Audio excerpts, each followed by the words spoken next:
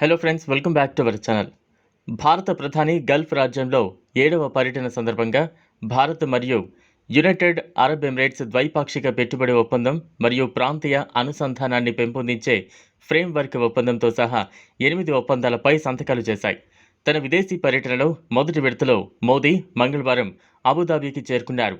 ఇది తన 7వ పర్యటన మరియు గత సంవత్సరంలో అతను యూఏఈలో ఉండటం మూడవసారి. విమానాశ్రయంలో ఆయనకు యూఏఈ అధ్యక్షుడు Mohammed bin Zayed Al Nahyan స్వాగతం పలికారు. ఆ తర్వాత వారు ప్రతినిధి స్థాయి చర్చలు జరిపారు.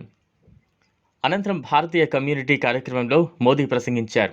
భారత విదేశీ మంత్రిత్వ శాఖ జారీ చేసిన రీడౌట్ ప్రకారం ఇద్దరు నాయకులు 8 ఒప్పందాలపై సంతకాలు చేశారు.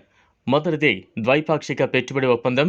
2 దేశాల్లో పెట్టుబడులను మరింత ప్రోత్సహించేందుకు ఈ ఒప్పందం కీలకంగా దోహదపడుతుందని భారత్ తరపు నుంచి ఒక ప్రకటనలో పేర్కొంది.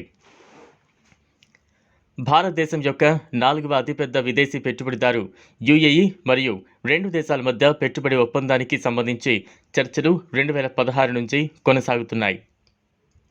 పరిష్కరించాల్సిన చివరి అంశం మధ్యవర్తిత్వ నిబంధన. ఈ ఒడంబడిక ప్రకారం వివాదాస్పద పక్షాలు మధ్యవర్తిత్వానికి ముందు తమ సమస్యలను పరిష్కరించడానికి 4 సంవత్సరాల విండోను కలిగి ఉంటాయి. మూలాల ప్రకారం మే 2022లో యూఏఈతో భారతదేశం యొక్క సమగ్ర ఆర్థిక భాగస్వామ్య ఒప్పందం అమల్లోకి వచ్చింది. ప్రస్తుతం 2 దేశాల మధ్య ద్వైపాక్షిక వాణిజ్యం $85 మిలియన్ ఉంది.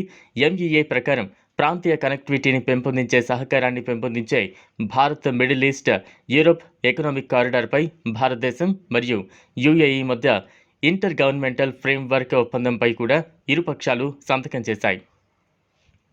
అంతేకాకుండా ఎంఈఏ యొక్క ప్రకటన ప్రకారం ఇంధన భద్రతను బలోపేతం చేయడానికి విద్యుత్ ఇంటర్ కనెక్షన్ మరియు వాణిజ్యంపై అవగాహన ఒప్పందంపై కూడా వారు సంతకం చేశారు.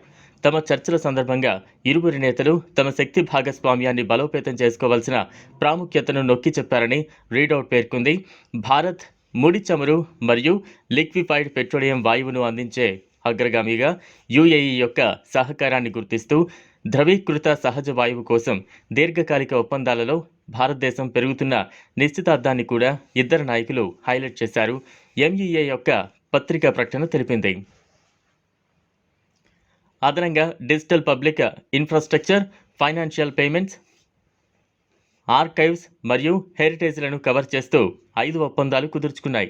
పర్యటనకు ముందు రైట్స్ లిమిటెడ్ మరియు Gujarat maritime board Abu Dhabi ports కంపెనీతో ఓడరేవు మౌలిక సదుపాయాలు మరియు కనెక్టివిటీకి సంబంధించిన ఒప్పందాలపై సంతకాలు చేశాయి. మంగళవారం రాత్రి అహ్లాన్ మోదీ అనే భారతీయ కమ్యూనిటీ కార్యక్రమంలో మోదీ మాట్లాడుతూ భారతదేశం మరియు పురోగతిలో భాగస్వామ్యులు.